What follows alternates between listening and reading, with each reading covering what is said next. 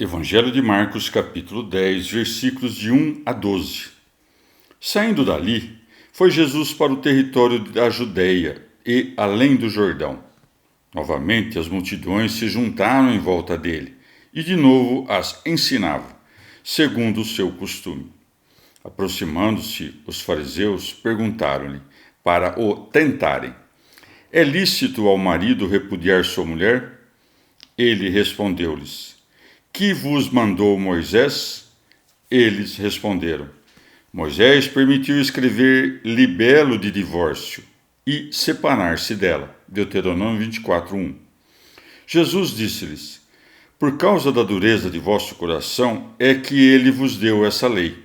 Porém, no princípio da criação, Deus fê-los homem e mulher. Por isso, deixará o homem seu pai e sua mãe e se juntará a sua mulher, e os dois serão uma só carne. Gênesis 2:24. Assim, não são mais dois, mas uma só carne.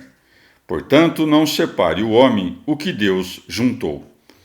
Em casa, os seus discípulos interrogaram-no novamente sobre o mesmo assunto. Ele disse-lhes: qualquer que repudiar sua mulher e se casar com outra, comete adultério contra a primeira. E se a mulher repudiar seu marido e se casar com outro, comete adultério. Palavra da salvação. Comentário Marcos 10, de 1 a 12. Santo Agostinho. Pouco importa a verdade dos fatos, se as próprias multidões, como narra Mateus, introduziram ao Senhor que proibia a separação, a questão sobre o libelo de divórcio permitido por Moisés, ou se as próprias multidões responderam isto ao Senhor sobre o preceito de Moisés, quando ele o perguntou, conforme narra Marcos. Pois a vontade de Cristo era de tal modo que não lhes daria razão pela qual Moisés tinha-no permitido, a não ser que eles mesmos o recordassem antes. Como, pois, a vontade dos falantes, a qual devem servir as palavras, foi mostrada por ambos os evangelistas, não há nenhuma diferença, conquanto o modo de narrar seja diverso. Pode-se também compreender que, como diz Marcos, o Senhor perguntou logo em seguida aos que lhe indagavam sobre a possibilidade de separar-se da esposa, o que lhes havia ordenado Moisés.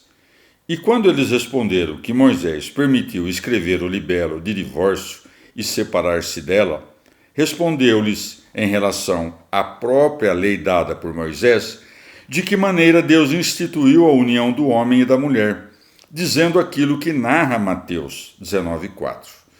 Tendo ouvido essas coisas, eles retomaram o que lhe haviam respondido quando ele havia perguntado pela primeira vez, a saber, que vos mandou Moisés? Moisés não queria que a esposa fosse despedida pelo marido, pois interpôs essa dilação, de modo que a alma mergulhada na discórdia, vencida pela redação do libelo, deixasse de fazê-lo, principalmente porque, como se conta, entre os homens não era lícito a ninguém senão aos escribas escrever cartas em hebraico. A lei, portanto, enviava o homem a quem ordenou dar o libelo de divórcio, se fosse separar-se da esposa, àqueles a quem convinham serem intérpretes prudentes da lei e dissuasores da discórdia. Com efeito, o libelo não poderia ser escrito senão por eles que, por esta ocasião e pela necessidade que, de certo modo, chegava às suas mãos, poderiam dirigir um bom conselho e, atuando de modo pacificador, persuadir o homem e a mulher ao amor e à concórdia. Se o ódio fosse tão grande a ponto de não poder ser apagado ou corrigido, então escrever-se-ia o libelo, pois seria inútil não se separarem aqueles que se odiavam, a tal ponto que a persuasão de homens prudentes não poderia reconduzir à devida caridade da união. Por isso acrescentou: Jesus disse-lhes: Por causa da dureza de vosso coração é que ele vos deu esta lei. Era, pois, grande a dureza que, nem pela interposição do libelo, quando se oferecia aos justos e prudentes a ocasião de dissuadi-los da separação, não podia ser dissolvida ou curvada para que se recuperasse ou restabelecesse a caridade da união. Eis os judeus, que julgavam agir em conformidade com a lei de Moisés quando despediam a esposa, refutados pelos livros de Moisés, que diziam que a esposa não poderia ser despedida. Semelhantemente, com o testemunho de Cristo, aprendemos aqui que Deus criou e uniu homem e mulher.